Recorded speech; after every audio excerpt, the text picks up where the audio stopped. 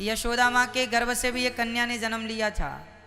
उसी कन्या का अब कोई पूछ ले आपसे कि बताओ ये नवरात्रि माँ भगवती का जन्म कहाँ से हुआ,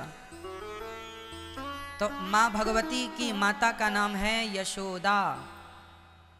जब देवकी माता ने कृष्ण को जन्म दिया, उस समय यशोदा माँ ने भी एक कन्या को जन्म दिया था। अदला बदली हो गई, देवकी के बेटे को यशोदा के पास छोड़ दिया और यशोदा की बिटिया को कंस ने पत्थर पर पटकना चाहा। वही कन्या हाथ से छूटकर आकाश में अष्टभुजा धारण करके माँ भगवती खड़ी हो गई। उन्हीं माता को विंध्यवासिनी मैया कहते हैं। विंध्याचल पर्वत में आज वही स्वरूप है। वो माँ यहाँ मथुरा से विंध्याचल चली गई थी। ये दास अनिरुद्ध ने विंध्यवासिनी मैया का भी दर्शन किया है।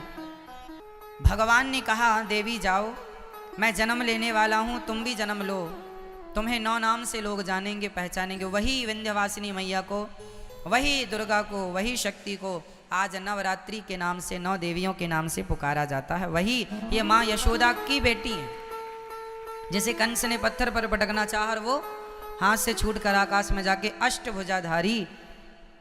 मैया के 8 हाथ क्यों हैं?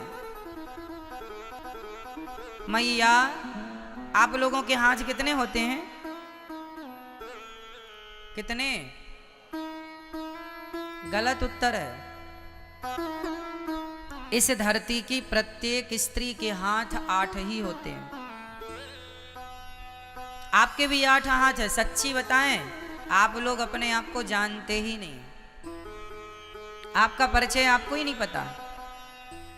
आपके अष्टभुजा आज भी हैं। देखो ना कैसे एक पत्नी अपने पति के लिए दोनों हाथ बढ़ाती है। पति कहे कि नाश्ता बनाओ, तुरंत पति ऑफिस जा रहा है, तुरंत नहा धो करके तैयार हो गई पति के पहले और नाश्ता बनाने लगी, चाय बना। तभी ससुर जी ने आवाज लगाई, अरे बहू चश्मा कहाँ है? तुरंत नाश्ता को छोड़कर अपने पति की सेवा के लिए खड़ी थी, पर ससुर की आवाज पर दौड़ पड़ती है, ये ससुर जी ये चश्मा आपका है। एक नारी को तभी उसके बेटे ने आवाज लगाई, माँ हमारा टिफिन कहाँ, हमारा बैग कहाँ? तुरंत माँ दौड़ पड़ती है अपने बच्चे के लिए, ये तेरा टिफिन है, ये तेरा बैग है, स्कूल जा। उसी समय बच्चे को स्कूल भेज रही है, उसी समय पति को दफ्तर भेज रही है, उसी समय ससुर जी को चश्मे और चाय की जरूरत पड़ी तो चाय भी बना रही है। एक समय में 4 काम कर लेती है स्त्री, इसलिए 4 काम करने वाली 8 हाथ से वो काम करती है। पूरे गृहस्थी की जिम्मेदारी इन 2 हाथों से थोड़ी होती है। आपके अनेक हाथ हैं। 2 हाथ से पति को, 2 हाथ से बच्चों को, 2 हाथ से सास ससुर को, और भी बहुत सारी जिम्मेदारियां स्त्रियों की होती हैं। घर की साफ सफाई से लेके घर की जिम्मेदारी, घर में राशन नहीं है, नमक नहीं है, हल्दी नहीं है, नमक तेल नहीं है, घी नहीं है। पुरुष को इसकी कोई जानकारी नहीं होती कि घर में शक्कर है, पत्ती है या नहीं।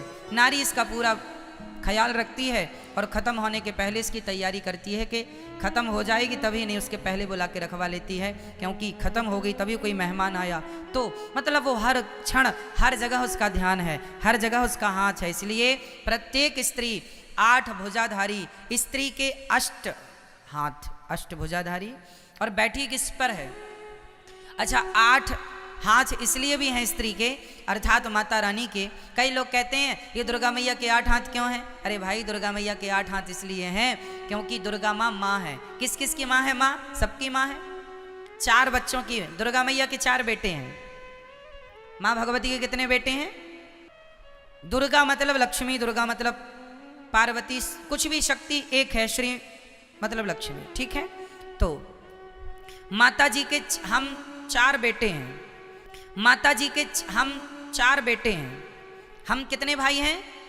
4 भाई। कौन कौन से भाई? पहला भाई ब्राह्मण, फिर क्षत्रिय, फिर वैश्य, फिर शूद्र। हम 4 भाई हैं। 4 भाइयों में बड़े भाई कौन? ब्राह्मण, फिर क्षत्रिय, फिर वैश्य, फिर शूद्र। हम चारों एक ही पिता की, एक ही माँ की संतान है। माँ दुर्गा कहती हैं मेरे 8 हाथ इसलिए हैं क्योंकि ये हाथ मेरे नहीं, मेरे 4 बच्चों के ही मेरे हाथ हैं। ये 4 बच्चों को खड़ा किया जाए तो 8 हाथ होते हैं ना। और माँ कहती हैं कि तुम चारों ब्राह्मण क्षत्रिय वैश्य शूद्र, तुम जिस दिन संगठित हो जाओगे उस दिन तुम शेर की भी सवारी कर लोगे। क्या मजाल किसी की कि तुम्हारी तरफ कोई आंख उठाकर देख ले, लेकिन तुम तो बटे हो ना आपस में जातवाद में, इसलिए लोग आके हम पर हुकूमत करते हैं। हमें कहीं कोई लूट ले जाता है, कोई हमें गुलाम बना लेता है ना। आक्रांत आके लूट गए, गुलाम बनाया, क्यों? क्योंकि हम लोगों को आपस में लड़ने की बीमारी है। हम लोग तो इस बात पे लड़ते हैं, अरे हम ब्राह्मण हैं, हम क्षत्रिय, हम वैश्य हैं, शूद्र हैं। अरे पगले, तुम चारों एक ही बाप की संतान हो। ये झगड़ा करने को कहा किसने? वेदों में तो कोई झगड़ा नहीं है। वेदों में तो ब्राह्मणोस्य मुखमासीद बाहु राजन्यः कृतः ऊरु तदस्य जत वैश्यः पदभ्यांगुं शूद्रो अजायत। एक ही वेद में एक ही जगह पर चारों की उत्पत्ति बताई है, एक से, श्रीमन्नारायण से, ब्राह्मण क्षत्रिय वैश्य शूद्र। हम चारों एक हैं। कोई छुआछूत हमारे भारत में नहीं है, लेकिन आज के कुछ मूर्ख लोग छुआछूत की भावना भी रखते हैं। क्या भगवान श्री राम ने छुआछूत रखी शबरी माता से? शबरी माता भी तो कोल भीलों की बेटी हैं। क्या राम जी ने छुआछूत रखा? नहीं जी। जब भगवान छुआछूत नहीं रखते तो हम कौन होते हैं? परमात्मा की मर्यादा का उल्लंघन करने वाले। इसलिए इंसानियत से प्यार करो, इंसानों से प्यार करो, जो सनातनी है उनसे प्यार करो, जो आपके अपने हैं उनसे प्यार करो, और एक दूसरे की तरक्की से प्रसन्न रहो। ये नहीं कि वो तरक्की क्यों कर गए तो आप जलने लग जाओ, कोई फायदा नहीं। हमें प्रसन्न रहना चाहिए कि हमारा अपना है। एक कुल्हाड़ी ने जंगल काटना शुरू किया तो एक पेड़ ने कुल्हाड़ी से कहा, अरे कुल्हाड़ी हमें क्यों काटती है, हमने तेरा क्या बिगाड़ा है? पेड़ ने, वृक्ष ने कुल्हाड़ी से कहा, अरे बहन कुल्हाड़ी, तूने पूरा जंगल उजाड़ दिया, हमारे पुत्र पौत्रादि सारे बच्चों को तूने नष्ट कर दिया। कुल्हाड़ी बहन, हमने तेरा क्या बिगाड़ा है, तू हमें क्यों काट रही है? कुल्हाड़ी ने मुस्कुराते हुए कहा, पेड़ भाई साहब, मेरी क्या ताकत थी कि मैं तुम्हें काट सकती थी? तुम्हारे अपनों ने ही मेरा सहयोग किया है, इसलिए मैं तुम्हें उजाड़ रही हूँ, तुम्हें काट रही हूँ। कैसे? अरे कुल्हाड़ी में लकड़ी का हिस्सा होता है, देखा होगा, डंडा लकड़ी का। अरे जंगलों को काटने का किस्सा ही ना होता यदि कुल्हाड़ी के पीछे लकड़ी का हिस्सा ना होता। क्या बताएं, अपनों ने लूटा है हमें, गैरों में कहाँ दम था। मेरी कश्ती तो वहाँ डूबी जहाँ पानी कम था। अपनों ने बहुत कुछ बिगाड़ा है मेरी माँ। चलो कोई बात नहीं, पुरानी बातों को ना करें। अब हम प्यार से रहें, भाईचारे से मिलजुल के रहें। कोई जहर ना हो जातवाद का, ऊंच नीच का। प्यार से, इंसानियत के नाते सबसे रहो मिलजुल के।